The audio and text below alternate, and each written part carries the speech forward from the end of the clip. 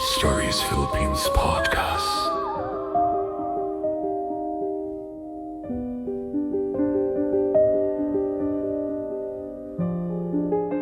A darkness permeates this episode, touching on scenes and themes some may find deeply unsettling. Listener discretion is a necessity.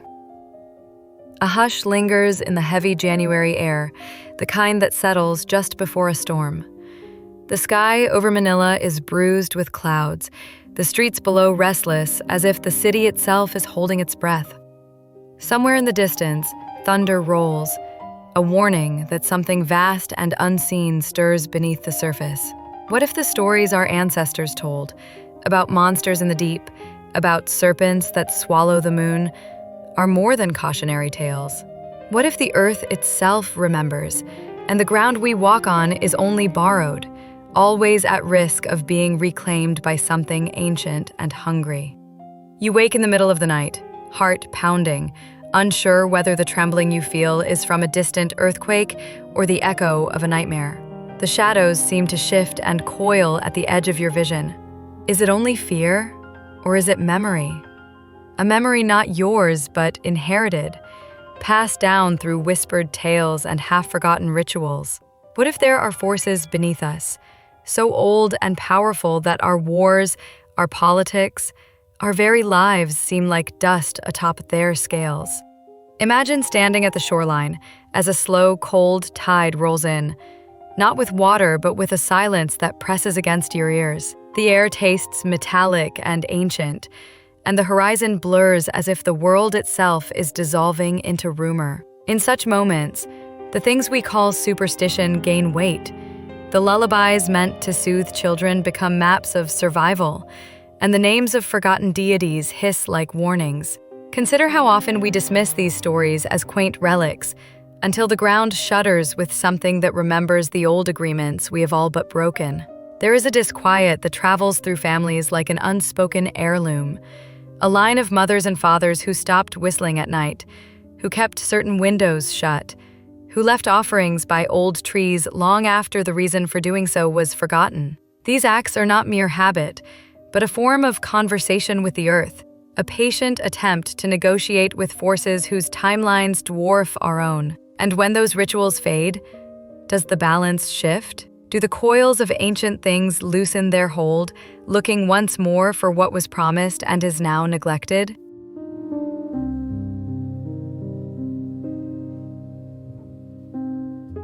In the sudden tremor of the morning newspaper, in the pattern of tremors on an old calendar, in the way the city holds its breath, there are echoes, fragments of warnings from a past that refuses to be tidy.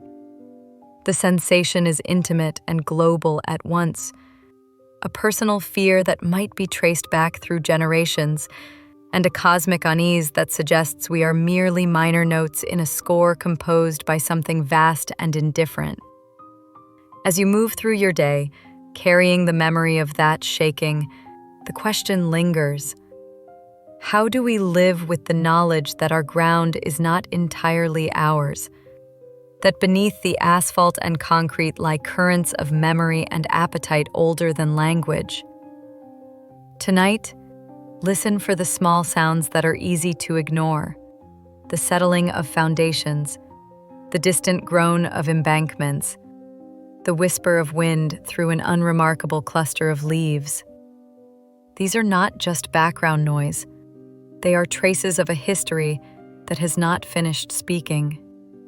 And in the quiet between thunderclaps, between the ticking of clocks and the hum of fluorescent lights, there may be a voice that has been waiting a long time to be heard.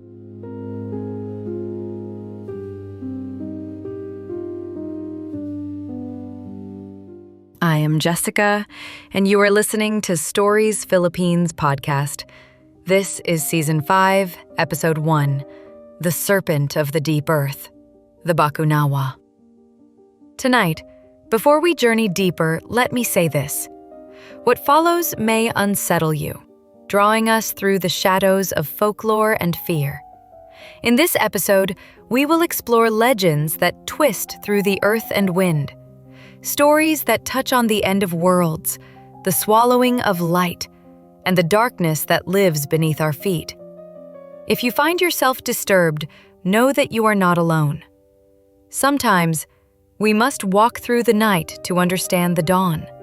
And sometimes, we must listen to old voices to remember who we are. As you listen, remember, we would love to hear your own tales of the strange and the unexplainable. Send them to our email at storiesphpodcast@gmail.com. You can find show notes and support options in the description. And if you want more, access exclusive content on Patreon. Follow us on social media for daily folklore facts, episode updates, and glimpses behind the microphone.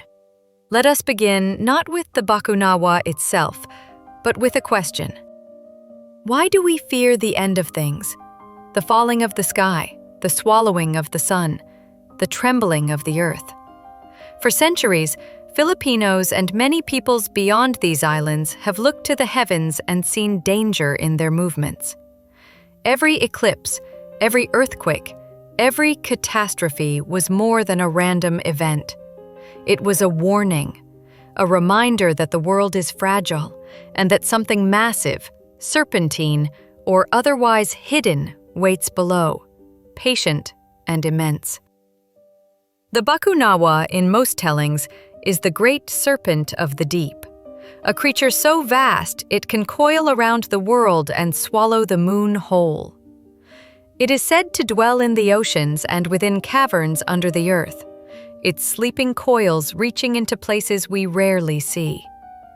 Its body stirs when balance is upset, when rituals are neglected, when offerings are forgotten, or when human deeds strike at the edges of nature.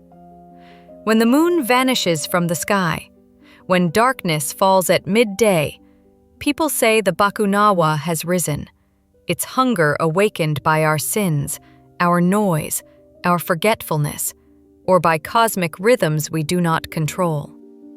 In the early years of the Spanish era, coastal towns, places like Sorsogon, Capiz, and Samar, erupted in chaos whenever an eclipse darkened the sky. People banged on pots and pans, set off fireworks, and shouted prayers in the streets and plazas to chase the monster away. Even today, in the 21st century, faint echoes of those rituals remain. During the eclipse of 1995, families in small villages near Legazpi City gathered in their yards and on porches, beating cans and old pans together, pleading aloud or in whispered prayers for the moon to return to its proper place. A teacher named Liza, who was just a child then, remembers her grandmother's stern, trembling warning. If we do nothing, the Bakunawa will eat the world, and we will vanish with it.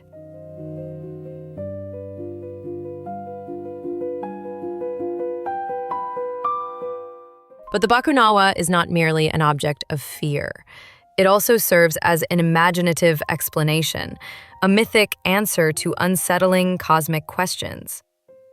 Why do the tides rise and fall with such regularity, yet such invisible force? Why do earthquakes strike without warning, tearing through homes and fields? Why do some years bring famine and others bounty, as if providence itself were capricious? The Bakunawa is the dark shape at the edge of human understanding, the story people tell to fill the gaps when science is not yet available, or when misfortune seeks an explanation. The legend itself is ancient, its roots tangled with older stories that travel across Asia and the Pacific. In China, people once spoke of a dragon that devours the sun. In India, the demon Rahu was said to swallow the moon, bringing about eclipses. In the Americas, the Maya described a jaguar that consumed the sun. Across continents and oceans, cultures imagined great beasts that threatened the cosmological order, reflecting a shared, deep-seated anxiety that the orderly world is fragile and always at risk, perpetually one calamity away from dissolution. Yet the Bakunawa has a distinctively Filipino character in its setting and symbolism. Some versions of the tale insist the Bakunawa was once a goddess or a luminous spirit, beautiful, radiant, and pained by desire, who fell in love with the 7 moons created by Bathala, the supreme deity. Consumed by longing or jealousy, she rose from the sea and swallowed moon after moon until only the last remained. Other tellings cast her as a monstrous punishment, an embodiment of the earth's anger awakened by human greed, cruelty, or transgression. Whether goddess or beast, the Bakunawa embodies the tension between human longing and cosmic order, between reverence and transgression, and she remains a compelling figure in Philippine folklore and collective memory. In a submission sent to our inbox last year, a listener from Iloilo named Francis recounted a story passed down in his family. In 1973, during a lunar eclipse, his grandfather gathered the children outside and told them to shout and clap, to ward off the Bakunawa. Francis remembers the fear in his grandfather's eyes, the way he watched the sky as if expecting something to descend. It was more than a story, Francis wrote. He believed the world could end that night, and it was our job to fight for it. That memory stayed with Francis long after childhood.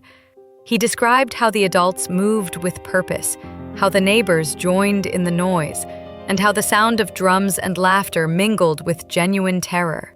He still feels the echo of that night when he sees an eclipse, as if the past reaches forward to touch the present.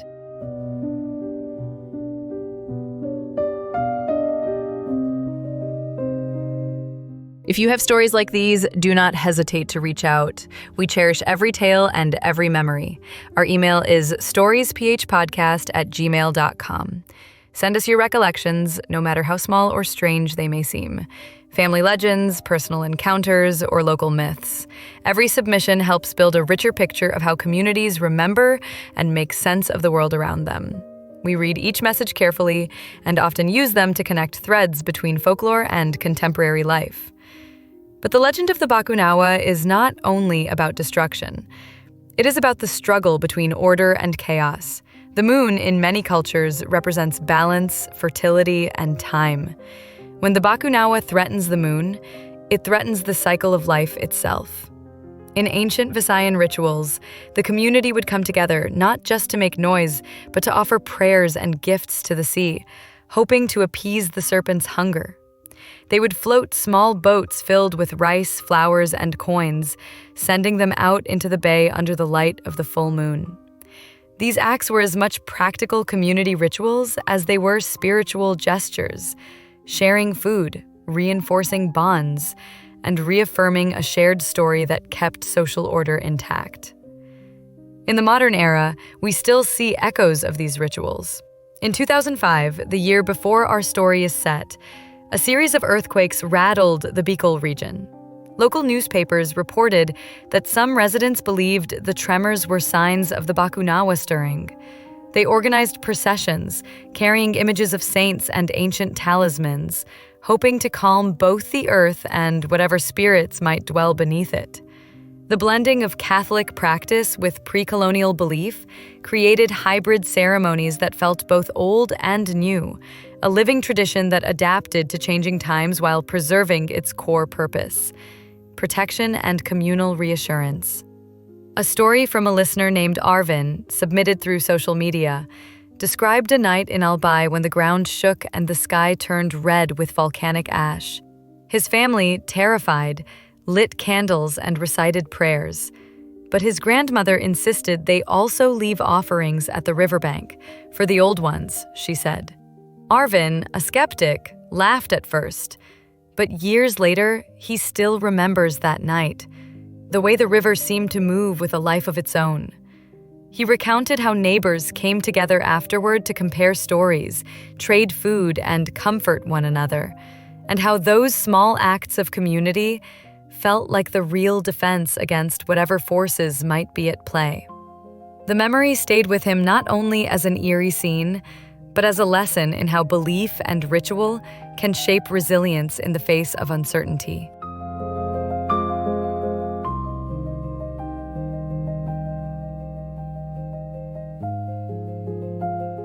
These rituals and these shared fears connect us not only to our ancestors, but to people across the globe, linking disparate cultures through similar attempts to explain and endure calamity. In Japan, for example, there are the Namazu, catfish spirits believed to cause earthquakes when they thrash beneath the islands. In Norse mythology, Jormungandr, the world serpent, encircles the earth, its stirring said to shake land and sea. The Bakunawa, then, belongs to a broader cosmic pantheon of monsters, whether real or imagined, that serve to remind us of our vulnerability and our smallness in the face of the unknown, of forces far larger and older than any single human life. But what happens when myth and reality appear to collide? In 1984, a team of geologists investigating a series of sinkholes in Masbate encountered an unsettling local reaction. Villagers refused to approach the largest pit, insisting it was the lair of the Bakunawa. One elderly man, known locally as Mang Tanyo, recounted to the scientists that his father had once seen a great tail, thicker than a coconut trunk, vanish into the earth during an earthquake in 1937. The scientists found no physical evidence of a giant serpent, yet they did document an unusual pattern of animal bones and broken jars arranged around the pit, as if left in deliberate offerings or propitiation. Stories of this kind blur the line between folklore and observable fact. They reveal how legend can shape human behavior and response in the wake of disaster. When the ground shakes or the sky darkens, we instinctively reach for narratives that help us make sense of chaos. We search for meaning in the noise and the silence, in the trembling earth and the vanished moon, turning to tales that transform random devastation into episodes with intention, consequence, and moral weight. In 2005, as political scandals rocked the nation and public anxiety simmered just below the surface, some Filipinos began to whisper that the country's troubles were not merely political or social, but more than human in origin. "We have angered the earth," read one letter to a local newspaper. "The Bakunawa is awake, and if we do not change, it will finish what it started." This belief, that collective wrongdoing or moral failure can rouse something terrible, resonates across time and cultures. In ancient Babylonia, floods and plagues were often interpreted as punishment from the gods. Elsewhere, calamity has long been read as omen, warning, or retribution. In the Philippine imagination, the Bakunawa functions as both scapegoat and admonition, a reminder that the natural world remembers and that human actions may have consequences that extend beyond immediate, rational explanation.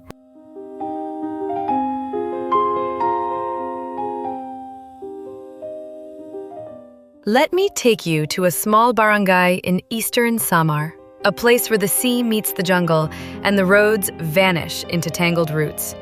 Here, in the summer of 1989, a group of children disappeared while playing near the mangroves. Their parents searched for days, finding only footprints in the mud and strange patterns etched into the sand.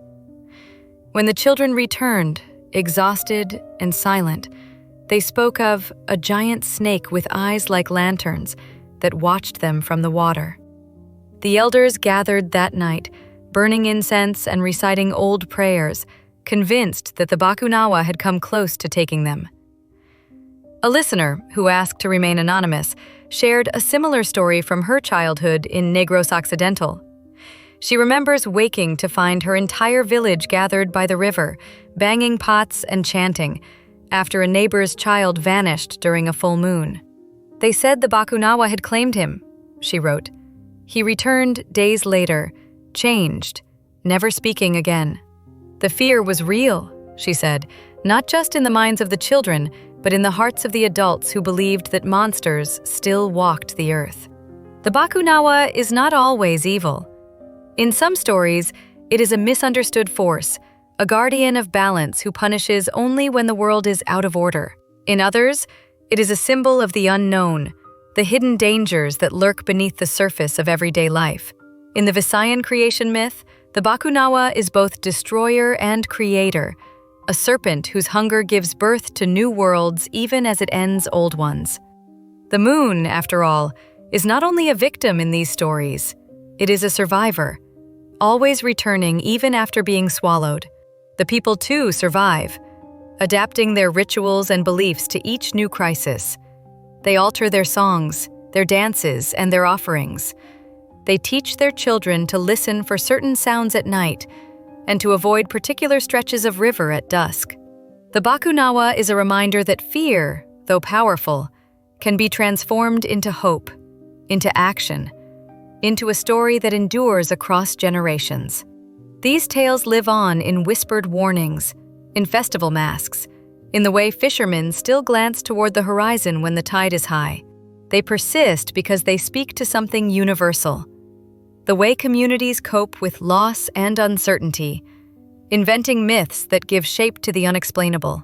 Whether feared as a ravenous devourer or respected as a necessary force of change, the Bakunawa remains woven into the cultural fabric of the islands, teaching resilience through narrative. If you enjoy these tales and want more, remember to check out our Patreon for exclusive content, and keep up with us on social media for daily folklore facts and deeper dives into regional myths.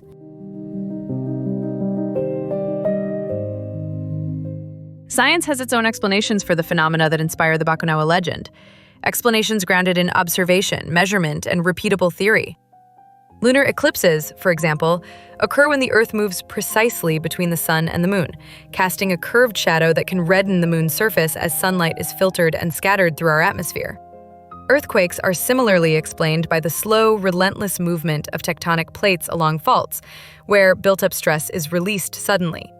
Volcanic eruptions are driven by magma and volatile gases accumulating pressure beneath the crust until they force their way upward.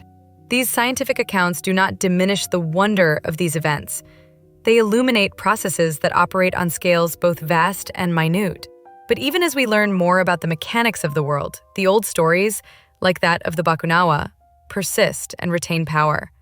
They offer a different kind of truth, one that speaks less to cause and effect and more to human feeling, to fear, to awe, to the need for meaning and narrative in the face of the unknown. When disaster strikes, it is often easier for people to imagine a single, malevolent agent than to accept randomness or impersonal natural forces. Belief in a monster that can be identified, named, and potentially appeased can feel more manageable than the amorphous idea of chance. Rituals, banging pots to create sound, lighting candles to ward off darkness, offering prayers and petitions, provide a tangible sense of agency. They give communities a way to act rather than remain helpless. They create shared practices that transform private dread into collective response. In performing these rites, people are not only trying to influence the cosmos, but also to reassure one another, to reconfigure fear into solidarity and meaning. This pattern is a common thread throughout human history and can be found across cultures and eras, a cultural toolkit for confronting calamity. In Christianized versions of the Bakunawa tale, the serpent is frequently reinterpreted through the symbols of sin and spiritual danger. Its appetite becomes a metaphor for the consequences of turning away from faith or moral order. During the Spanish colonial era, priests would sometimes bless the moon during eclipses, urging congregations to pray for divine protection and to reflect on spiritual vulnerability. Yet, even within these adaptations, indigenous cosmology and ritual practice often persisted, quietly coexisting with Catholic forms. The old magic does not disappear. Instead, it blends with new theological meanings, producing syncretic customs that carry layered significance. The desire to find spiritual or moral meaning in cosmic events is a remarkably universal human response. People everywhere seek patterns that can be integrated into their moral worlds.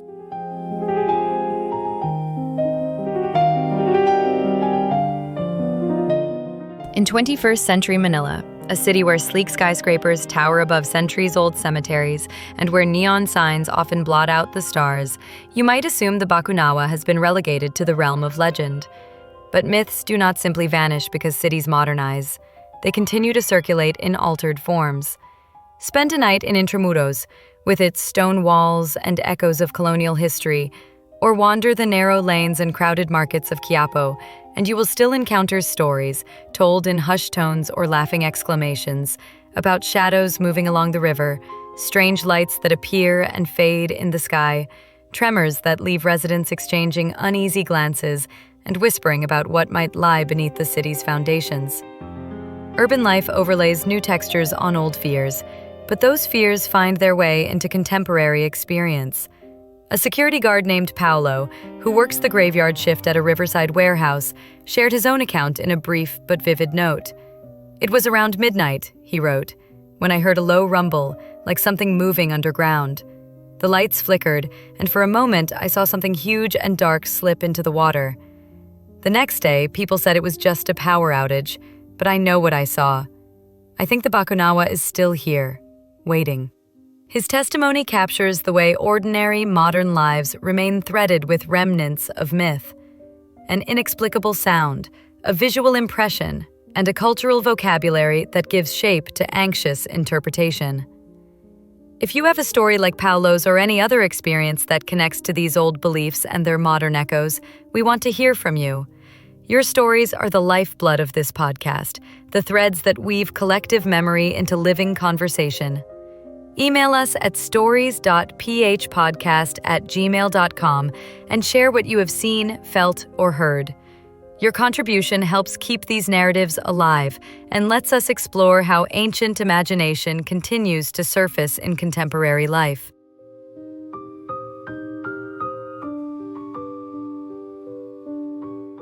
Paranormal investigators, both amateur and professional, have long attempted to gather tangible evidence of the Bakunawa, driven by equal parts curiosity, cultural devotion, and the thrill of confronting the unknown. In 2001, a determined team from Cebu organized an expedition to explore a remote network of deep caves that local legend insisted were the Serpent's lair. They equipped themselves with cameras, infrared recording devices, audio equipment, measuring tools, and a healthy dose of skepticism born from years of chasing elusive phenomena. For days, they navigated tight, winding passages and cavernous chambers, noting temperature shifts, unusual echoes, and faint drafts that seemed to whisper through the rock. What they ultimately discovered were strange, deliberate markings on the cave walls, spirals, scale-like patterns, and stylized eyes, etched with a rhythm and intent that suggested human hands working centuries ago. The grooves were worn but precise, layered over one another in places as if generations had returned to add new motifs or refresh old ones.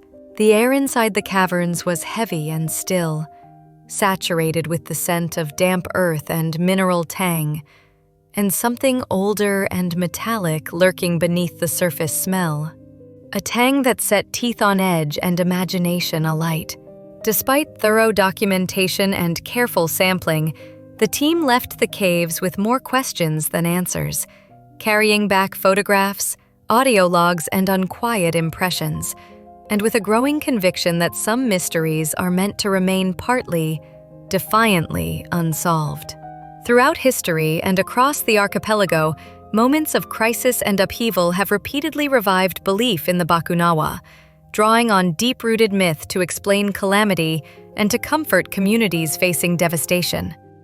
After Typhoon Remming struck Bicol in 2006, leaving a trail of wreckage, flattened homes, and thousands displaced, several survivors described seeing a great, sinuous shape moving through the floodwaters.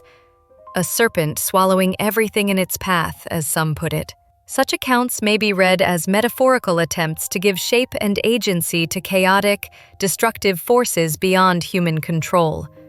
A way for people to frame loss and suffering with a recognizable, storied antagonist. In shelters and makeshift kitchens, elders and children retold fragments of old tales, weaving personal grief into a communal narrative that helped people make sense of what had happened and to find the strength to begin rebuilding.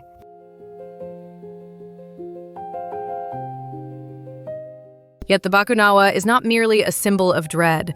It is also a story of resilience and renewal, deeply entwined with cycles of falling and rising, disappearance and return. Each time the moon reemerges into the night sky after an eclipse, each time battered landscapes slowly green again after storms, we are reminded that darkness is rarely absolute or final. There is always light to come, always recovery, and always a tale to be told and retold. Stories that preserve memory, teach caution, and inspire hope. The Bakunawa endures in oral histories, cave etchings, and the collective imagination, a creature that both haunts and sustains cultural identity, urging communities to remember the past while facing the future with resilience. As we draw near the end of tonight's episode, let us reflect on the questions the Bakunawa raises. What monsters lie beneath the surface of our world, our history, our own hearts? Are they only stories? Or are they warnings, reminders to respect the powers we do not understand? In a world that feels increasingly unstable, where disasters, both natural and man-made, seem to arrive without warning, the legend of the Bakunawa feels more relevant than ever. It speaks to our deepest fears and to our greatest hopes alike. It reminds us that no matter how much we learn or how far we advance, we remain, in many ways, children beneath the vast sky, looking up in equal measures of awe and terror as the moon disappears. Do you have a story about the unexplained, the terrifying, or the beautiful? We want to hear it. Email us at storiesphpodcast@gmail.com. You can find our show notes and support options linked in the episode description. For more tales like this, gain access to exclusive content through our Patreon, and follow us on social media for daily folklore facts and behind-the-scenes updates.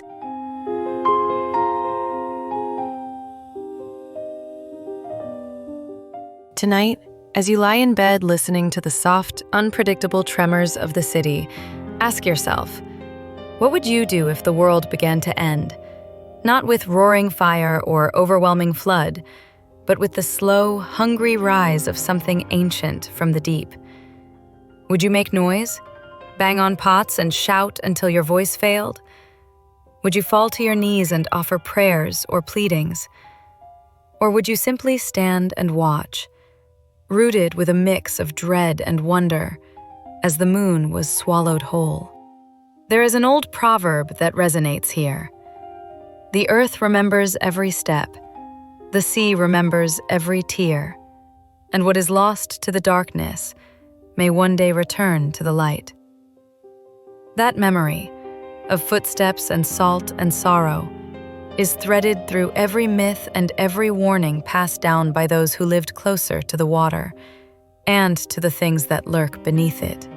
We hope you will join us again for more journeys through the unknown, the haunted, and the forgotten. Do not forget to like, subscribe, follow, and share this podcast with friends who love stories that chill and inspire. If you are able, support the podcast financially via the options listed in the show notes to help keep these stories alive. Thank you for spending this time with us tonight. Until next time, stay curious, stay brave, and good night.